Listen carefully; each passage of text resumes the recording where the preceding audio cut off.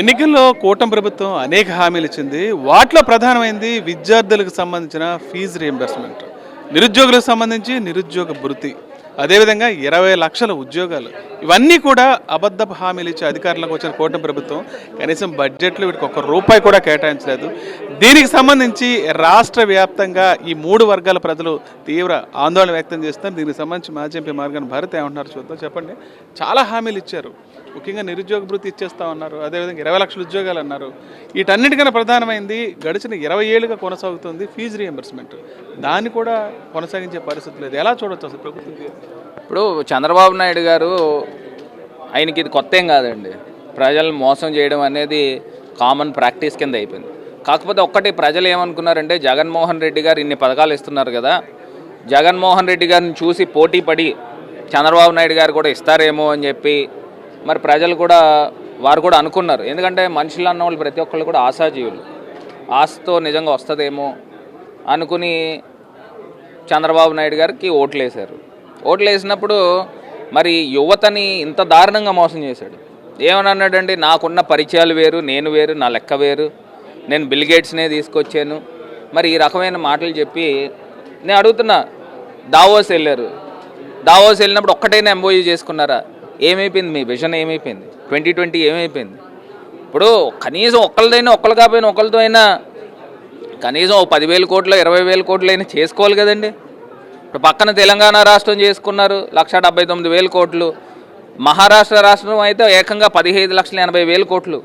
కనీసం మీది ఏమైపోయింది మీ విజన్? మరి 20 లక్షల ఉద్యోగాలు ఎక్కడి నుంచి తీసుకొచ్చి ఇస్తారు?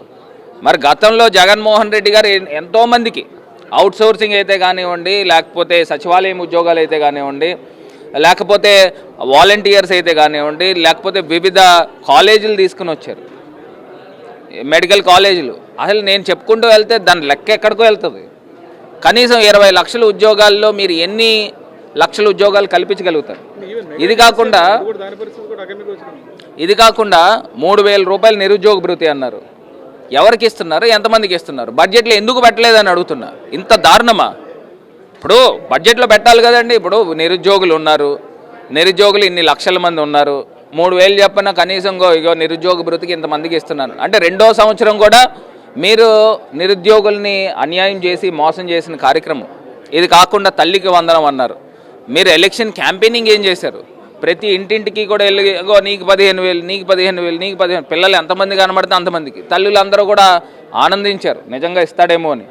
మరి ఇంత అన్యాయమా? 2వ సంవత్సరంలో మీరు బడ్జెట్లో లోపల పేజ్లో మీరు చూసుకుంటే, ఓటాన్ అకౌంట్లో చూసుకుంటే 8,300 కోట్లు పెట్టారు. దీనికి సుమారుగా 13,000 కోట్ల రూపాయలు కావాలి ఇంతమంది ఉన్న విద్యార్థులకి. అంటే సుమారుగా 5,000 కోట్లు రమారమి మీరు అన్యాయం చేస్తున్నట్టే కదా. ఎంతమందిని మీరు తొలగించాలని అనుకుంటున్నారు? ఇది కాకుండా ఫీజు రీఎంబర్స్మెంట్కి సంబంధించి మీరు బడ్జెట్లో 3,900 కోట్ల రూపాయలు అవసరమైతే 2,300 కోట్లు పెట్టారు.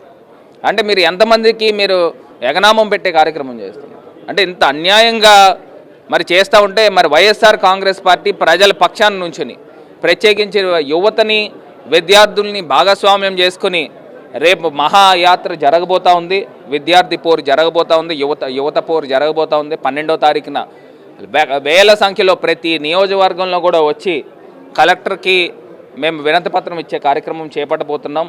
విద్యార్థుల పక్షాన్ని నుంచి, ప్రజల పక్షాన్ని నుంచి వైఎస్ఆర్ కాంగ్రెస్ పార్టీ పోరాడుతుందని ఈ సందర్భంగా తెలియపరుస్తున్నాం. ప్రభుత్వం ఏదైతే హామీలు ఇచ్చిందో ఖచ్చితంగా వాటిని అమలు చేసే వరకు వైఎస్ఆర్సీపీ వైఎస్ జగన్ ఆధ్వర్యంలో ఖచ్చితంగా పోరాడుతున్న విషయాన్ని మాజీ ఎంపీ మార్గాన్ భరత్ చెప్తున్నారు. రాజమండ్రి నుంచి Vijay Harish for Sakshi news.